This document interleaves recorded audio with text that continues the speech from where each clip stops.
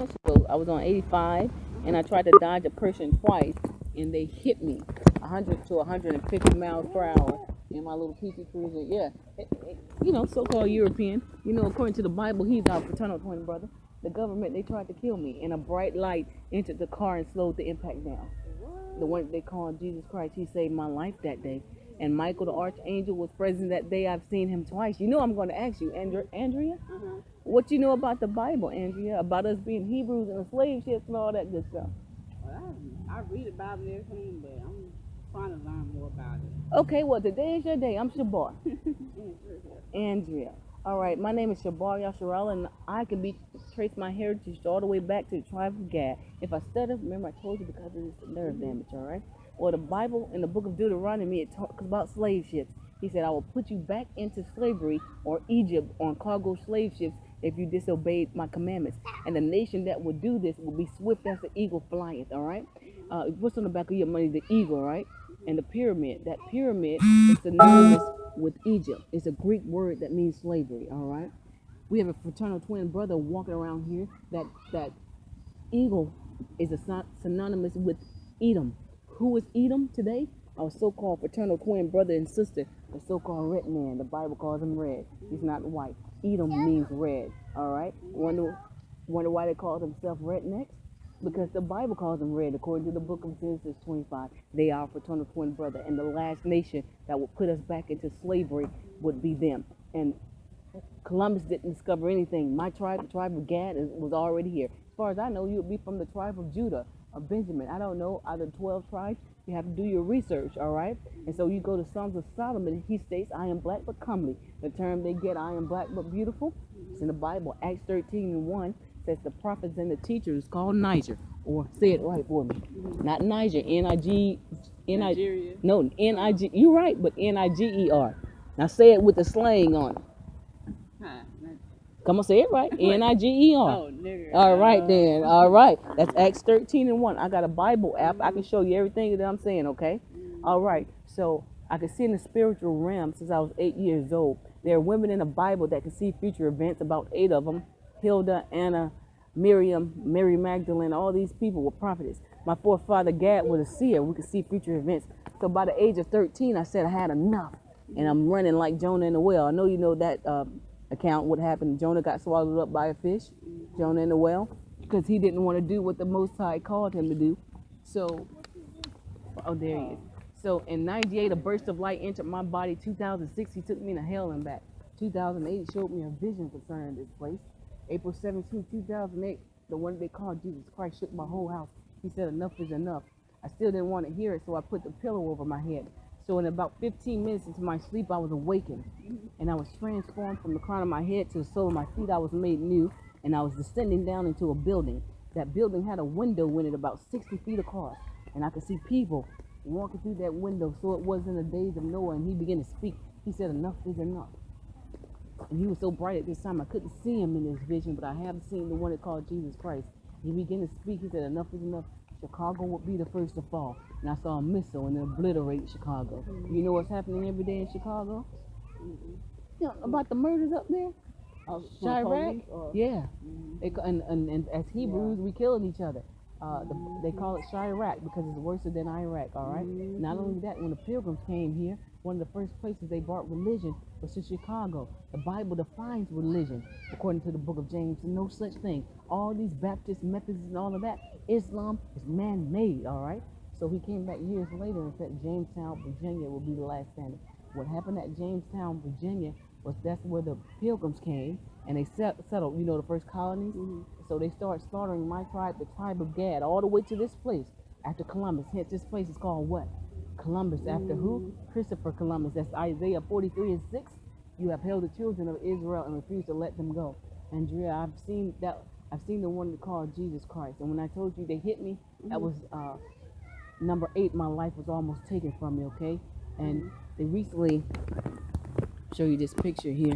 They recently tried to kill me about 2 weeks ago and shot at my house 3 times. The house I'm staying at looks like about a 9mm, and the Most High stopped the bullets. The bullets, 3 of them. Government. He saved my life. That was number 9.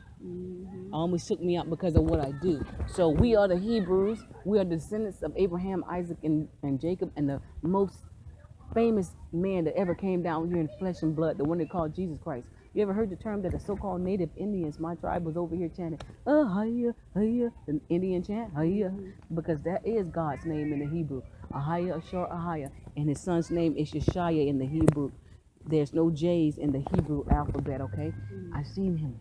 He looks like the Monk Sanford with a white fro. I know you know about Sanford and Son, right? And all I could do was bow down at his feet, the one that they call Jesus Christ, or Yeshaya, my Savior.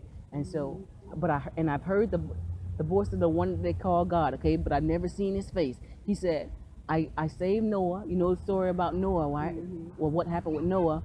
He only saved 8 people and wiped out millions of people. You understand? So he said he's getting ready to kill a lot of people, just like he did with Noah. But this time it's going to be fire, according to the book of Peter. It's going to be fire this time. And he said that Noah was saved through the covenant, you know, about the rainbow and all that. But he was also referring in our modern day time of the covenant of our forefathers, Abraham, Isaac, and Jacob. All right, we're going to be saved through that. So the book of Revelation describes how Christ what he looks like. The book of Daniel describes what his father looked like, the one that called God, and Christ again. He came to see me about 5 months. About 2 weeks ago, Andrea. And he said, you got about 5 months. So what's coming over there in the east is coming to the west. The bombs and all of that. He said, as lightning strikes from east to west, so shall the coming of the Son of Man be. This place got to go in order for us to be set free. What about, do you see where they're bombing Yemen over there? You know what? You see? Why they're bombing Yemen? Because we're going to enter right there, the Egyptian seed. That's Isaiah the 11th chapter. And he's going to smite it 7 ways so we can go home. That's the reason why they're bombing Yemen, trying to obliterate them off the face of the earth. So he showed me coming out in white with his hand stretched out over Chicago, the shadow of death. And we was taken out of here in white. And he planted my feet on the Egyptian seed and spread it 7 ways. So with all due respect, you're looking at a female Moses this time, all right? And that's Genesis 49:19. A troop shall overcome Gad, but he shall overcome in the end.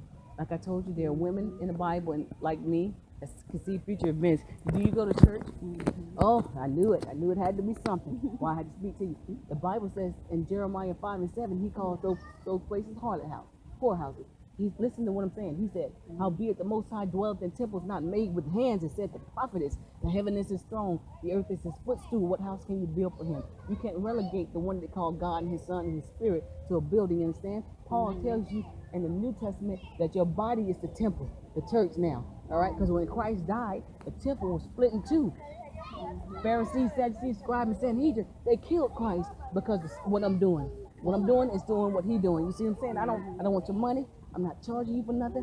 I'm just giving you the word, because the Bible says, Proverbs 23:23, buy the truth and sell it not, also wisdom, instruction, and understanding. So what you're getting up in there, they would never tell you what I'm telling you. All right? But Andrea, you look me up on YouTube. You look up Chicago Prophecy, you can find me there. On Messenger for Heaven, I tell people just type in Chicago Prophecy. It's the first one. I deal with GOCC. I have gained them over almost 50-something thousand followers worldwide. Notice I say I deal with them because they got a problem with me, because the Most High chose a woman, and they used his spirit and my spirit for the last 10 years. And the Most High said, don't go near them. Now they want me to sit amongst them. But you don't do that. You don't use the Most High. The Bible says, woe to the pastors and priests in Jeremiah 23 that steal my word. You can't do that. And then twist them on top of that. You understand me? What I do is real, Andrea. All right, I'm almost done, but I'm going to test you. You say you go to church, all right? How many, I say that about the Pharisees, Sadducees, scribes, and Sanhedrin, because of how they did Christ. You know the Bible, how many disciples did Christ have? I know it's, I'm going to say 27 to 12. He had 12, and 2 of them did what, Andrea? Betrayed. Oh, give me your hand, Andrea. You got it. Just one more question. See if you was paying attention to his spirit and what I was just saying. What city did that the Most High say that they were going to bomb first? I gave you 2 cities, the first and the last one. Columbus? No. Everybody think it's Columbus, but it's not. I was him, but... Okay, remember I said I saw a missile, and he said Chicago would be the first to fall. And then the last one, you was close, not Columbus, but Jamestown, Virginia, where the Pilgrims settled, and Chicago's and where they brought religion, and also Chicago where they brought religion, and because of the violence. I apologize. Remember, I told you in my head. Okay, so you have to Jeremiah the 10th chapter tells you they was putting up Christmas trees before Christ was even born. The Christmas tree is in there. Luke the 2nd chapter tells you that he was born during the harvest. Did you know that? Are they telling you that in church? See, you don't supposed to be celebrating Christmas. Christmas means Christ's death. So instead of celebrating his birth, you're celebrating his death. Come on, get up. So you can't do that no more. We have what you call holy days. Where you exchange the gift, it's called Purim, not Christmas, not Christ's death. Okay, we as Hebrews have similar holy days. Satan couldn't have holy days, so he. All right, I know you're about to leave, but I'm gonna test you one more time till you get it right, because you need to hear this. What was the first city the Most High said they were gonna bomb first? Chicago, then Virginia. Virginia. Yeah. You got it. So I have to bless you. So blessed are the readers and the hearers of his word, but most of all the doers of his word. Chicago will be the first call, and Jamestown, Virginia, the last landing. Bless you. You got it.